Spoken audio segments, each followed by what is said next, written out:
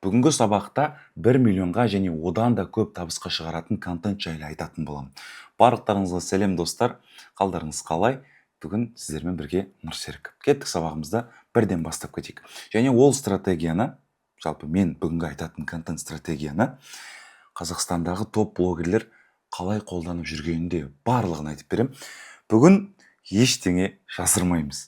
Барлығын от души бөлісеміз. Барлық секреттердің тайналарын ашып беремін. Ешкімге айтпаңдар, бірақ. Ал соңында бонус ретінде ол стратегияның файл түрін сыйлыққа берем. Просто сіздер жоғалтып алмас үшін. Оны қалай алу керектігін мен осы сабақтың соңында айтып өтем. Контент стратегия примерно заметкеден осылай құрастыра салсаңыздар болады. Контент стратегия жалпы схемасы осылай. Reels, YouTube, TikTok, Shorts. Енді Телеграмды қоссаңыздар болады өздеріңізге. ВК-ны по-любому сіздер қолданбайсыздар қазір. 1 ноябрь, 2 ноябрь, 3 ноябрь деген сияқты 30-31 ноябрь дегенге дейін полностью жазып шығасыздар. И оның ішіне не қолдану керек, не салу керек. Бұл жалпы схема, планы. Енді келесі, контент стратегия негізі осы этаптардан тұрады. Бірінші, оқырман санының өсуі және эксперттіліктің нығаюы. Ол қалай? Мысалы, контент стратегия жай ғана развлечение болып кетпеу керек.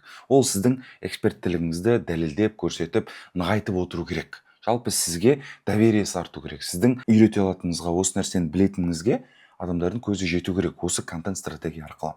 Және продуктқа прогресс всегда жүріп отыру керек. Өзіңіздің обучениеңізге, услугаңызға жалпы не продуктыңыз бар, товар болсын бәлкім, любой нәрсе продуктыңызға прогресс жүріп отыру керек. Лояльностьтің артуы. Сізге тіркелген оқырмандар сізге ғашық болу керек, кумир ретінде санап кету керек. Қалай айтқан кезде. Жалпы лояльность сізге уже кері байланысы мықты болу керек. Огонектар көп жіберу керек. Жалпы сізді как дос ретінде көру керек. Продукттың сатылымы, продажа продукта. Само собой, контент стратегиясы соңында осы ақша алып келуі продукттың сатылымына байланысты. Бұл этап болмаса, қалған этаптарда не пайда? Сабақ барысында осыларды полностью құруды үйренесіздер. Соңына дейін қараңыздар. Ол жайлы да схема дайын, соңында тоже қалай алу керектігін бүге шүгесіне дейін пошагово айтып беремін. Эксперттер осы контент стратегияны өз блогыңызда қолдана аласыздар. Өзіңіздің продукттарыңызды сатасыздар, өзіңіздің аудиторияңызды, подписчиктеріңізді өсіріп, лояльностьтарыңызды көбейтесіздер. Ал фрилансерлер стратегияны басқа эксперттерге ақшаға құрып бере алады. Яғни как услуга форматында. Өзіне де қолданса болады, но при этом басқа услуга форматында да жүргізсе болады. Таныстырып өтейік, менің есімім Нұрсерік, 7 жыл бойы контент саласында жұмыс жасаудамын. 7 жыл ішінде осы эксперт блогерлермен жұмыс жасадым, және одан бөлек 300+ проектім как контент-мейкер ретінде бар. Өзім мобилограф ретінде бастадым, видеограф болдым, контент-мейкер болдым, қазір контент-продюсер позициясындамын. Осы эксперттермен, танымал тұлғалармен және көптеген компаниялармен жұмыс жасап, өзімнің опытымды өткіздім. Инстаграмда 80 мыңға жуық оқырманым бар. Менің офлайн обучениемнен жүздеген студенттер өткен, және 20 жасымда Шомбай бизнес скулда спикер қызметін атқардым. Яғни бұл 7 жыл ішінде мен біраз нәрселерді осы контент саласында танымал тұлғалармен жұмыс жасап, дегенмен осы өзімнің обучениемді және үлкен ірі бизнес скулда өзімнің спикерлік бағымды сынадым. Енді қазір сіздің миыңызда андай бір каша болуы мүмкін. Қашан рилс түсіремін? Оған тағы сторис түсіру керек, лид магнит дайындау керек, так, гайды, чек-листы, YouTube түсіруге, YouTube, прогресс бар, деп миыңыз каша болып жатуы мүмкін. Ол это само собой болып та жатыр деп те ойлаймын. 20 адамды команда жасайтын жұмысты сіз просто жалғыз өзіңіз жасайсыз. Төбеңізге осы фотодағыдай үлкен тасты алып алып, ноутбугыңыздың алдыңызда былай отырсыз деген көрініс бұл. Если осындай проблема болатын болса, бүгінгі мен беретін контент стратегия бұл проблемаңызды түбегейлі шешеді. Стратегиясы жұмыс жасау көп энергияны алады. Просто бүйтіп айналып, лестницамен жүре берген сияқты көп энергияңызды алады. Reels ради рилса, сторис ради сториса деген сияқты. YouTube даже түсірмеуіңіз де мүмкін. Оның барлығы не үшін, қай воронкамен түсіп жатыр білмегендіктен кейін просто рилс түсіресіз. 5000 просмотр, 1000 просмотр, 2000 жинады. Дальше чо? Бізде мақсат болмағаннан кейін осындай бүйтіп бір лестницадан айналып жүре бересіздер. Оның бәрін бір жерге жинайтын жолы бар. Мен қазір жолдарын айтып өтем, жазып алыңыздар. Бірінші ол анкета. Анкета дайындап қоясыздар, ең бірінші анкета дайындап қоясыздар, немесе бір Tripwire продукт дайындап қоясыздар. Tripwire деген ол основной продукттан бағасы кіші, подписчикті, аудиторияны какой-то бір потенциальный клиентке айналдыратын жалпы бір мини продукт ретінде. Анкета дайындап қоюға мен совет беремін. Примерно осылай Нұрсерікпен жеке жұмыс жасау. Сұрақтар: сіз қалай табыс тауып жатырсыз? Экспертпін, обучениемді сатамын, продюсермін, эксперттерге запуск жасаймын. Жалпы сізді кімдер қарайды, сол бойынша өзіңіздің аудиторияңызды анықтап аласыздар. Мысалы, там психолог болсаңыз, начинающий психологпын, эксперт психологпын деген сияқты. Екінші сұрақта: қазір қанша жасап жатырсыздар? Примерно өзіңіздің аудиторияңызға қарай бағаларын, шкалаларын қойып қоясыздар. Менімен жұмыс жасаудағы басты мақсатыңыз, полностью жазып қоясыздар. Блог жүргізесіз бе? Жеке номеріңіз, Instagram, ник. Отправить. Бұл уже сізде как зал ожидания сияқты тұрады. Сіздің алдағы основной обучениеңізге, продукттарыңызға зал ожидания. Мысалы, Қайрат пен Реал Мадрид билетін сатқан кезде білесіздер ғой, примерно 281 мың адам зал ожиданияда отырды. Ол билеттерді күтіп отырды деген сияқты. Сізде бұл жерде обучениеңізді күтіп отырады адамдар. Сіздерге түсті, заявкалар түсті, все, без проблем, дальше уже обработканың темасы кетеді. Екінші, лид магнит VSL видео дайындап қою керек. VSL видео дегеніміз ол видеопродажник, видео sales letter. Видеоны, как положено, бір 10-15 минуттық ролик дайындап қоясыздар.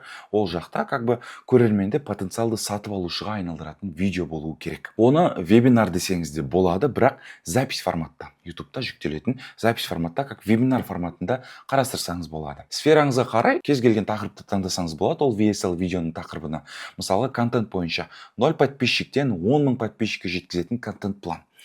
Осы бойынша сіз базаларды беріп өтесіздер. Екінші, фитнес-тренерге бір аптада 7 килограмм жоғалтатын жаттығу деген сияқты тақырыбын таңдап қоясыздар. Маңыздысы, пайдалы видео деп ақылы продукттағы ақпараттарды бермейсіздер. Мен жоқ, пайдалы болуым керек, барлығын берем деп ол жақта полностью ақпараттардың бәрін ашудың қажеті жоқ. Ол жақта не істейсіздер? Ол жақта не болу керек? Бірінші базаны түсіндіресіздер. Допустим, что мобилограф, мобилографиядан жаңағыдай мобилограф болып 500 мың теңге чекке қалай шығу керек деген VSL видео түсіріп қойдым. Ол жақта не болу керек? Мобилограф болып қалай жұмыс жасауға болатын жолдары, не түсіруге болады, эксперттерді түсіруге болады, қазір фэшн видео түсіруге болады деген сияқты. UGC контент креаторлықты қосуға болады өзінің жеке брендіңе. Жеке бренд дамытып, нетворкинг жасап, танымал кәсіпкерлермен, продюсерлермен жұмыс жасауға болады. Барлығының жолдарын, базаларын түсіндіріп өтесіздер. База түсіндірген кезде жалпы адамда жаңа нейрондар пайда болу керек. Блин, осылай реально табыс табуға болады екен ғой деп шабыттану керек. Ол сіздің историяларыңызбен қоса. Екінші, нақты жолын бересіздер. Ол продюсермен қалай танысуға болады, нетворкинг кештерге қалай кіруге болады, ол фэшн съемкаларды қалай алуға болады, ол эксперттерге қалай жұмыс жасап беру керек, пошагово полностью пландарын көрсетіп беру керек. Үшінші, оқиғалармен шабыттандырасыз. Өзіңіздің қалай қадалғаныңыз, қалай кездескеніңіз, қалай чекке жапқаныңыз, оның барлығы айтылып, это так возможно, мен де жасай аламын деген бір түйінге келу керек. Төртінші, возраженияларын жабасыздар.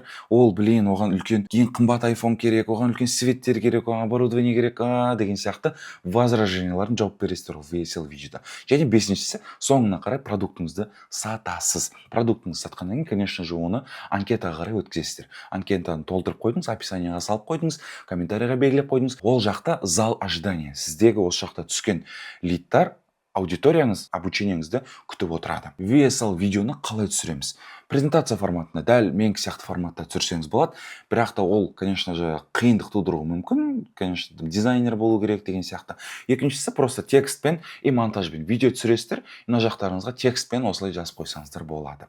Үшіншісі, зумда демонстрациямен көрсетіп берсеңіз болады, ол жақ тоже без проблем. Демонстрациямен ашып, сызып, как положено өзіңіздің эксперттілігіңізді осы ноутбуктың да форматымен түсіндіріп берсеңіз болады. Және қайда жүктейміз дегенге мен мына жерде толықтай YouTube-мен түсіндіріп беремін. Менде Нұрсерік Көптілеу деген YouTube каналы бар, білесіздер.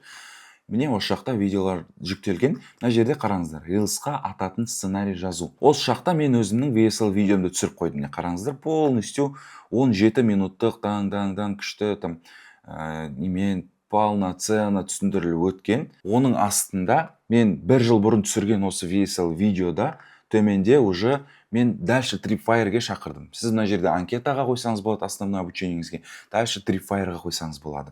Осы Tripwire'дан сатып алған жандар бар. Получается, мен уже просто VSL видео түсіріп қойдым. 1600 просмотрдан жақсы продажалар болып жатыр. Оған қалай трафик алып келу керек, оның барлығын түсіндіріп өтемін. Трафик алып келу үшін сіз Reels'ті, TikTok'ты, Shorts'ты қолданасыздар. Reels'пен, как положено, өзіңіздің эксперттік видеоларыңызды түсіріп, соңында call to action'ыңызды беріп, дәл сол видеоны TikTokқа и Shortsқа жүктейсіздер, сізде уже 3 площадкада видео дайын. Сіздің осы рилстарыңыз, TikTok Shorts'тарыңыз трафик әкелетін басты құрал. Және аудиториямен жақындасу үшін Stories пен Telegram'ды қолданасыздар. Жақындасып, бойларын жақсы біліп алып, бойлармен, жеке узкий бойлармен алып келіп, тоже осы VSL-ға итермелесеңіз болады. Және эксперттілікті толық ашу, продажа жасау үшін біз дәл сол VSL YouTube-ты қолданамыз. YouTube платформасын қолданамыз продажа жасау үшін. Лид магнитке арнап, дәл сол VSL видеомызға арнап біз Reels түсіреміз. Қараңыздар. Основной сізде барлығы қайда келеді. Ең соңғы конечная остановка воронкаңыздағы ол анкета немесе Tripwire. Анкетаны қойып қойдыңыздар и оған арнап VSL видео түсіресіздер.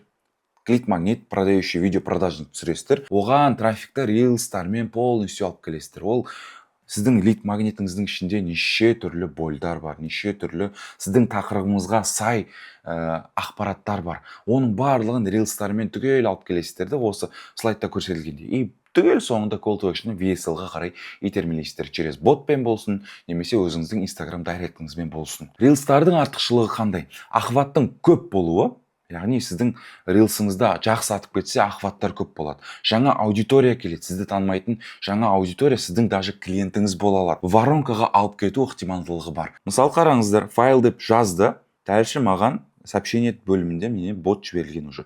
Сәлем, Reels идеяларды алу үшін тіркелу керек. Бірінші Reels'тардан идеяны осы Telegram каналдан осы жақтан ал деген сияқты. Бұл жерде менде пока что VSL болмаған, ол кезде мен Telegram каналыма өзімнің аудиториямды жеткізіп, сол жақта қыздырып бастадым. Reels'тарыңызға call to action'дарды қолданып, кәдімгідей сіз өзіңіздің воронкаңызға жаңа аудиторияны қоса аласыздар. Енді ол Reels'тардың кемшіліктері қандай? Және, конечно, Reels'тарда кемшіліктері бар.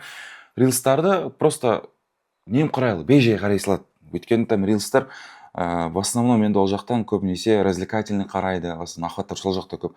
Бей-жай қарай салады деген сияқты. Кейде обновление болып кетсе, даже қарамауы да мүмкін. 1 минут полностью тақырыпты ашуға жеткіліксіз. Және миллион просмотр болса да, оған стратегия қойылмаса, одан ешқандай пайда болмайды. Reels'тың басты мақсаты күнделікті өмірінен суырып алып, ұзақ контентке итермелеу. Аласыздар адамды. Өмірінен суырып алу керек Reels'та. Хукпен, как положен сценариймен, әдемі сценариймен өмірінен суырып аласыздар отырған жерінен. Аласыздарды VSL видеоңызға лақтыру керексіздер. Басты мақсат сол Reels'та. Reels'қа түсірген контентті и TikTokқа, и Shorts'қа да жүктей бересіздер. Без проблем. Мысалы, ол қалай? Енді анкетаңызға сізде не деген трафиктер тұр мына жақта. VSL дайындадыңыздар, неше түрлі 10 шақты Reels түсіріп, 10 шақты TikTok, 10 шақты Shorts. Енді ойлаңыздар, сіздің анкетаңызға қаншама адам тіркелу мүмкіндігі бар. Бірақ та сіз оларды дұрыс жасай алсаңыздар. Мен мысал форматында түсіндіріп өтейін. 0-ден мобилографқа арнап контент стратегия құрамыз. Алдымен заметкеге темаларды шығарамыз. Оған ChatGPT көмекке келеді. Вот осылай контент стратегия моп деп біз заметке ашып аламыз. Дальше біз уже ChatGPT-мен дос боламыз. Және ChatGPT-ге дәл осы промптты жіберіңіздер. Напиши мне самые актуальные вопросы по сфере мобилографии, контента, личного бренда, которые начинаются со слова «как». Қалай деп басталатын темаларды жазып жібер дейсіздер. И примерно қараңыздар, мына жерде как снимать качественное видео на телефон без профессионального оборудования. Бір контент дай мобилографқа. Как подобрать правильные ракурсы, как снимать рилс, который набирает просмотры. Осының барлығын аласыздар да, 10 идея дайын. Тағы жаз десеңіздер, ол сізге тағы жазып береді. Осыны хук ретінде, негізгі бөлім ретінде, call to action ретінде рилстарыңызға түсіресіздер, ешқандай проблема жоқ. Бірақ тонкостары бар, конечно же. 10 темам бар, хорошо. И мен алам оны контентімен жазып қоямын. Келесі біздің қадамымыз CastDev өткіземіз. CastDev деген сіз аудиторияңызбен жеке бір созвон форматында немесе кездесу форматында арнайы сұрақтарыңызды қойып, өзіңіздің контентіңізге керек ақпараттарды алып аласыздар. Және ол аудиторияның боль және потребностьтарын білесіздер. Ол не үшін керек? Ол сіздің контентіңізде аудиторияңыз қандай күй кешіп жатыр, қандай проблемасы бар, соны алып көрсетіп берсеңіздер, сізден уже продажа жасауға, сізден сатып алуға ықтималдылығы жоғары болады. Сториске 10 адам шақырасыздар да, контентінде қазіргі ситуацияң қандай, не нәрсе кедергі болуда, қандай сұрақтарың бар, қай тема көбірек қызық, қандай конкуренттерді қарайсың деп сұрақтарды қоясыздар. Жеке созвон форматында бір арнайы уақыт қоясыздар, немесе переписка форматында жасаңыздар болады. Но созвонды я советую, сол жақта көбірек ашылады. Анализ конкурентов аласыздар да, тағы да қарайсыздар, мобилограф деп жазыңыздар. Для вас кто? Аккаунты. Кім? Айдана деген қыз бар. қай рилстар атып кеткен. Аха, жақсы. Так, бітірменің ең жылы бірдеңше. Хорошо. Съемка бойынша кімде не атып кеткен? Аха, көп емес просмотр. Жақсы. Мына жақта не болып жатыр? 1 миллион. Әдемі. Осындай машинаға, получается, сізде примерно жасап көрсеңіз болады. Кадрыңызды машинаға қойып. Жақсы. Осындай бір форматты қайталасаңыз болады. 600 мың жинаған. Аха. История форматында Storytel. Мына музыкаларды. Хорошо. Жақсы музыкаларды тоже қолдансаңыздар болады. Но при этом сіз дальше мына жақта бізде ешқандай жаққа алу үшін деген просто. Аха, музыка сөзін жазылады. Дальше музыка дегеннен кейін дайректке тек қана музыканың списоктарын жібереді. Сіз аласыз да дәл сондай форматта VSL видеоңызға қарай итермелейсіз. Немесе бонусыңызды беріп, дальше VSL-ға итермелейсіз екінші сообщениемен. Сізде получается миллион просмотр бар. Пайдасыз тек қана емес, халявщиктер жинап алатын миллион просмотр емес. Сізде дальше VSL видеоңызды қаратып қойып, анкетаңызды толтырып, немесе трипфайрыңызды сатқызатын 1 миллион просмотр бар. Понимаете, да? Айырмашылық қай жақта жатыр. Келесі анкета трипфайрыңызды ашасыздар. Жаңағы мен айтқандай VSL видеоңызды дайындап, мобилограф болып 500 мың теңге чекке қалай шығамыз, немесе миллион чекке қалай шығамыз деген сияқты, немесе блогерлер үшін мобилограф қалай болуға болады деген сияқты өзіңіздің эксперттілігіңізді ашатын VSL видео дайындаңыздар. Тағы да 4 ұзақ видео, ютубыңызға 4 түрлі видео түсіріп қойыңыздар. Қалай телефонмен дұрыс ракурс таңдаймыз, чтобы сіздің эксперттілігіңізді тағы да дәлелдейді. Мобилографтың 7 қателігі, үй жағдайында киношный кадр жасау, осы 5 қадамды білмей мобилографпын деме деген сияқты бір 4 тағы да ютубқа видео дайындап қойсаңыздар болады. И ол видеода тоже соңына қарай основной VSL видеоға қарай итермелейсіздер. Блин, понимаете, да, VSL видеоның қаншалықты трафикті қалып келесіздер.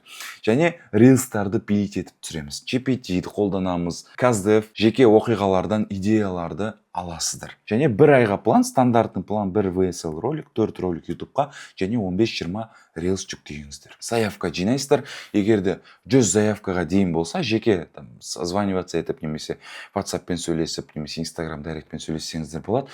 100 заявкадан асқан кезде дальше уже полноценный запуск форматында кірсе аласыздар. Нәтижесінде сізде күнделікті сіз блогпен өсесіз, рилстарыңыз уже ақша алып келеді. Мен күнделікті қақсап жүрген ақшаны алып келеді рилстар. Күнделікті заявкаларды түсіреді. Понимаете, да, какой уровень сізде болады уже. Сіз как жеке эксперт ретінде дамайсыз, сіз уже структура, системаға жатып аласыздар.